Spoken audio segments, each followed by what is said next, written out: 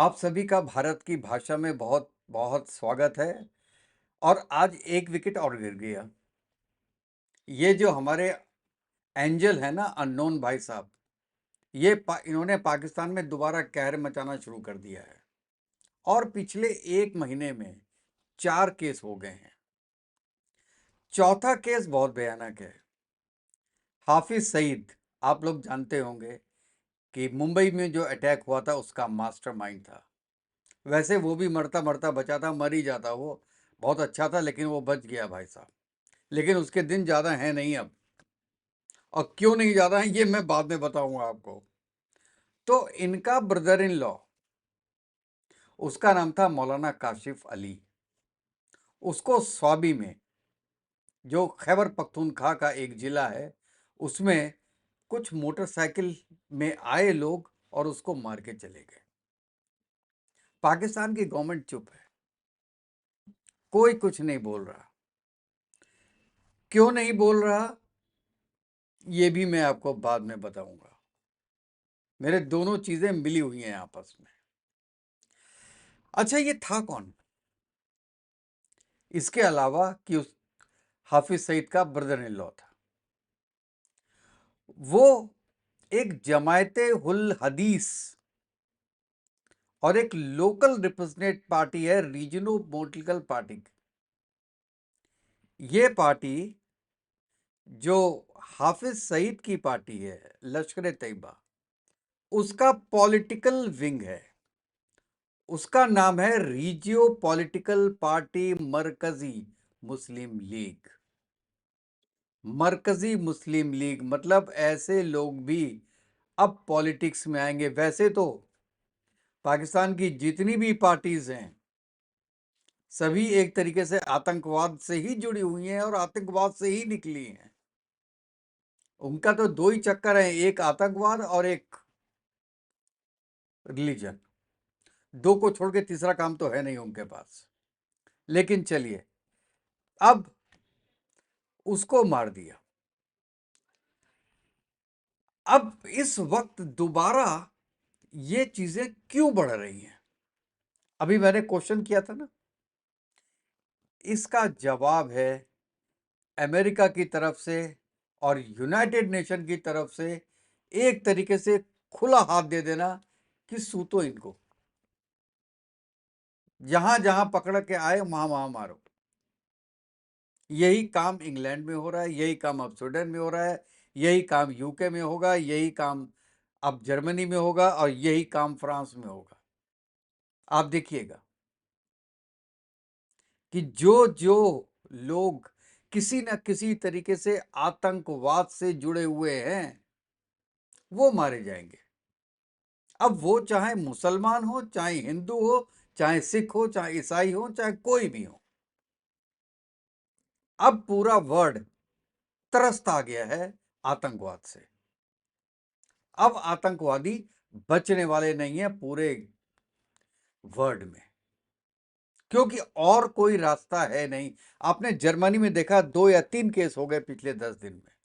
एक 14 साल की लड़की को मार दिया। एक माँ अपने बच्चे के साथ जा रही थी तो एक सीरिया का आदमी आया, उसने चाकू मार दिया। क्या कर रही थी वो? कुछ नहीं कर रही थी। चलो, एक केस तो समझ में आता है कि वो कुरान की बदअमती कर रही थी, उसको जला रही थी तो उसने मार दिया। ये बात फिर भी एक लॉजिकल समझ में आती है, जबकि लॉजिकल ये भी नहीं है। जब आप किसी की जान दे नहीं सकते, किसी की जान लेने का आपको अधिकार नहीं है। जो चीज आप दे नहीं सकते किसी को, आपका क्या अधिकार है कि आप वो चीज वापस लें उससे? इसीलिए मैं कहता हूं कि जान, आप किसी में जान डाल सकते हैं क्या? जब नहीं डाल सकते तो उसको लेने का आपको अधिकार नहीं है। उसने कुछ भी बोला हो, उसके लिए कोर्ट है, कचहरी है। आप वहां पे जाइए, वहां पे अगर उसने कोई गलती की है तो उसको सजा मिलेगी। और अगर उसने कुछ ऐसी गलती कर दी है जिसकी कोई माफी नहीं है तो उसको सजाए मौत मिलेगी। लेकिन आप कौन होते हैं सजा देने वाले? अब लौट के आते हैं पाकिस्तान में। इस महीने का चौथा केस है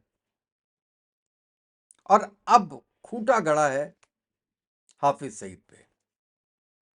और ये मुझसे आप लिखवा के ले लो, 1 साल के अंदर अंदर ये जैश ए मोहम्मद का चीफ और ये हाफिज सईद दोनों मारे जाएंगे, क्योंकि अब खुला हाथ है। जो एंजल है ना, जिसका कोई नाम नहीं है, बेनाम आदमी, वो खुल गया है। और अब वो अकेले नहीं है, उसके साथ पूरी दुनिया का सपोर्ट है आज के दिन में। और ये मैं क्यों कह रहा हूं, इंडिया और यूएस का जो अभी ज्वाइंट स्टेटमेंट आया है, जो मोदी जी और ट्रंप के बीच में हुआ था और दोनों ने साइन किया, उसके अंदर उसके पैराग्राफ 32 में, ये देखिए मैंने आगे लगाया हुआ है उसको, स्लाइड्स उसकी, उसमें लिखा हुआ है, the leaders affirm that the global threat of terrorism must be fought and terrorist safe havens eliminated from every corner of the world. Safe havens कहां है? सबसे बड़ा सेफ हेवन तो पाकिस्तान है। तो ये जहां भी छुपे हुए हैं, उनको एलिमिनेट करो। ये खुली छूट है। अगर अमेरिका ने खुली छूट दी है, इसका मतलब पूरी दुनिया को खुली छूट है। जहां जहां टेररिज्म है, वहां खत्म करो और आगे पढ़िए। They committed to strengthen cooperation against terrorist threats from groups including Al-Qaeda, ISIS, Jaish-e-Mohammed and Lashkar-e-Taiba. अरे तो भाई, लश्कर-ए-तैयबा के आदमी को तो मारा है। जो 4 आदमी मरे हैं, उसमें 2 आदमी लश्कर-ए-तैयबा के हैं, एक जैश-ए-मोहम्मद का है, चौथा मुझे पता नहीं किसका है। तो ये तो अमेरिका कह रहा है कि जाओ सूतो। जैसे ट्रंप ने बांग्लादेश के बारे में बोला, ये मोदी जी पे छोड़ता हूं, जो करना है करो। देखिए साहब, लोग कहते हैं कि ट्रंप कौन होते हैं बोलने वाले इंडिया को कि मुझे मेरी खुली छूट है, आप कुछ कीजिए।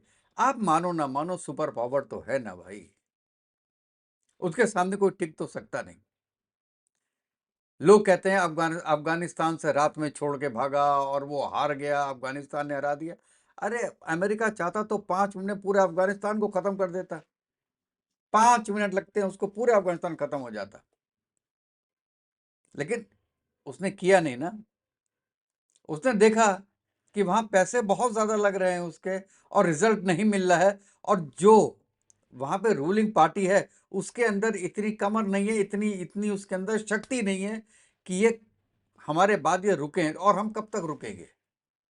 उन्होंने कहा ठीक है, हम जाते हैं। और आपने देखा होगा कि जैसे ही गए हैं, विद इन 2 और 3 डेज कब्जा हो गया पूरे अफगानिस्तान में।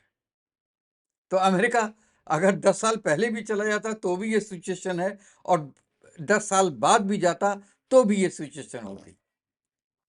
और दोस्तों देखिए, नेक्स्ट पैरा इसका, in order to prevent hilarious acts such as attacks in Mumbai on 26/11 and Abaygate bombing in Afghanistan August 26, 2021। ये कह रहा है कि हमको इसलिए इनको मारना पड़ेगा, टू प्रिवेंट ऐसे जो एक्ट हैं ये दोबारा ना हो। देखिए, बहुत बड़ी बात है ये कि ये दोबारा ना हो। अगर ऐसे लोग, काशिफ अली जैसे लोग जिंदा होते, जिंदा रहेंगे, आपका हाफिज सईद, जैश ए मोहम्मद के चीफ, ये अगर ये लोग जिंदा हैं तो ये दोबारा करेंगे। और अगर इंडिया में नहीं करेंगे तो यूएस में करेंगे, अगर यूएस में नहीं करेंगे तो कहीं और करेंगे। तो इन लोगों को, to prevent those crimes, you have to hit them, you have to finish them. वो इंडिया कर रहा है या एक अननोन आदमी कर रहा है, मुझे नहीं पता।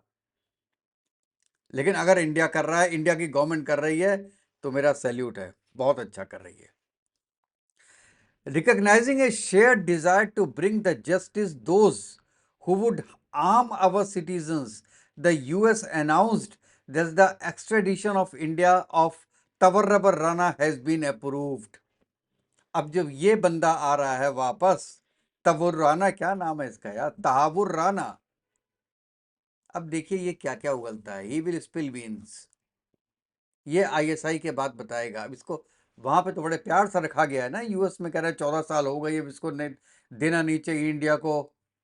इंडिया में आएगा तो ठोक पीट के बताएंगे उसको, बेटा एक एक चीज निकलवाएंगे तुमसे। और चाहे वो जो भी निकलवाएंगे वो पब्लिक में मान्य हो ना हो, कोर्ट में मान्य हो ना हो, लेकिन इन्फॉर्मेशन तो पूरी कलेक्ट होगी ना आईएसआई के बारे में।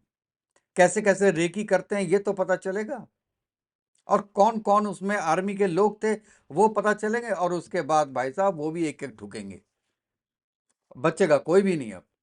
वो चाहे आर्मी ऑफिसर हो, चाहे वो सिविलियन हो, चाहे वो पॉलिटिशियन हो, ठुकेंगे तो अब वो भी। छोड़ने वाला नहीं है हिंदुस्तान या वो एंजल। अब देखिए और आगे देखिए इसमें, और आगे क्या कहते हैं, the leaders further called on Pakistan, directly बोला है, the leaders further called on Pakistan to expeditiously bring the justice to the perpetrators of 26/11 Mumbai and Pathankot attack.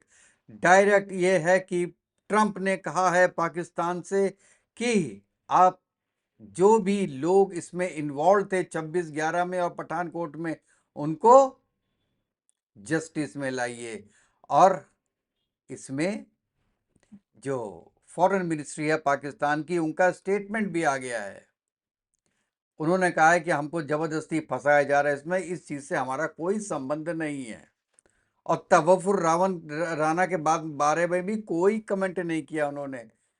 अरे नालायकों, उसके बारे में तो कमेंट करते, वो तो पाकिस्तानी था, आर्मी था, आर्मी में डॉक्टर था, उसके बाद कनाडा में आईएसआई से संबंध थे, उसके बाद रिचर्ड हेडली के साथ वो इंडिया आया था, ताजमहल होटल में रुका था, और क्या प्रूफ चाहिए? वो खुद बोले आके तुमसे, इससे ज्यादा प्रूफ नहीं होते। सर्कमस्टेंशियल एविडेंस भी होते हैं जो कि उसके साथ भरपूर है। अब तो उस अपने आदमी को, आर्मी के आदमी को भी आप कहते हो जी हमको मतलब नहीं है, ले जाओ उसको इंडिया, 65 साल का हो गया, वो क्या कि हमारे किस काम का है, जाके एक गोली भी नहीं मार सकता है। और उसने कहा है कि to ensure that is territory is not use to carry out cross border terrorism and attacks. ये बहुत स्ट्रांग स्टेटमेंट आई इसके बाद। और दो लीडर्स मतलब ट्रंप और Modi, the leaders also pledged to work together to prevent proliferation of weapons of mass destruction and their delivery systems। ये drone से फेंकते हैं ना छोटे छोटे इक्विपमेंट, वो भी बंद हो जाएगा, उसमें भी देख के गोली मार देंगे। And to deny access to such weapons by terrorist and non state actors. ये हैं दोस्त हमारे जिनको ठोका गया है, और ऐसे कितने होंगे जो आगे ठुकेंगे। तो ये अमेरिका का जो स्टेटमेंट है वो, और अमेरिका और इंडिया का जो स्टेटमेंट है, बड़ा सॉलिड स्टेटमेंट है और बहुत क्लियर इंडिकेशन है कि ऐसे लोगों को ठोको। और देखिए कोई डायरेक्ट तो कहेगा नहीं आके ट्रम्प मोदी से, मोदी जी सबके सामने, पब्लिक के सामने, कि भैया मारो, तुम्हारे जो दुश्मन है उनको मारो, ऐसे तो बोलेगा नहीं। ऐसा भी नहीं बोलेगा कि पन्नू को जाके मार दो, लेकिन पन्नू बोला उसके बाद चुप बैठा हुआ है और कहते हैं भाग गया कनाडा। यही इंडिकेशन होता है इन लोग के लिए। अब बाइडेन के समय में हर तीसरे चौथे दिन एक वीडियो आता था उसका, हम ये कर देंगे, हम फ्लाइट हाईजैक कर लेंगे, बम छोड़ देंगे, क्रिकेट के मैच में कर देंगे। हर हफ्ते एक वीडियो आता था। अभी तो कोई वीडियो नहीं आया, 20 जनवरी के बाद अभी तक तो कोई वीडियो नहीं आया। आएगा तो फिर देखते हैं।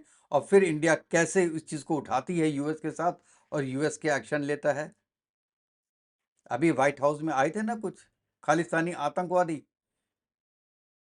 वो मोदी जी के अगेंस्ट में वहां पे वो करने के लिए, लेकिन मारेगा ना, मार मार के भगाया, भूसा भर दिया, सबकी पौड़ियां लाल कर दी मार मार के, और आंदोलन करो आके। अरे किस बात का जुलूस लेके आए हो? कहते मोदी जी से बात करेंगे, हम मारेंगे नहीं, बड़ा बड़ा एहसान एहसान करोगे, मोदी जी को मारोगे नहीं तुम। अबे एक एक को ठोका जाएगा, अभी तुम देखते रहो।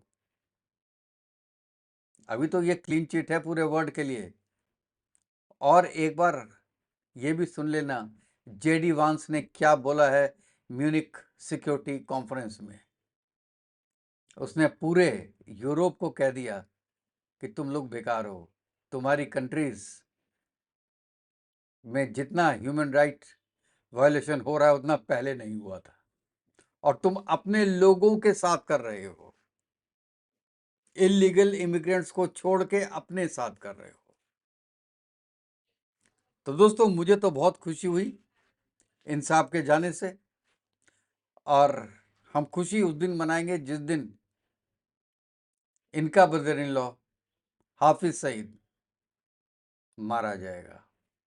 और वो दिन दोस्तों दूर नहीं है, क्योंकि अब दुनिया आतंक से त्रस्त हो गई है।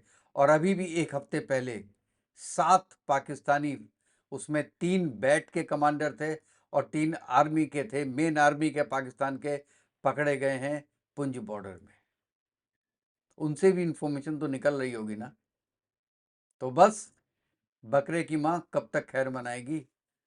तो दोस्तों, अपने नेक्स्ट वीडियो में आपसे मिलते हैं। तब तक के लिए जय हिंद, जय भारत, वंदे मातरम। और बताइएगा कि वीडियो आपको कैसा लगा, अपने कमेंट्स ज़रूर दीजिएगा। Thank you very much.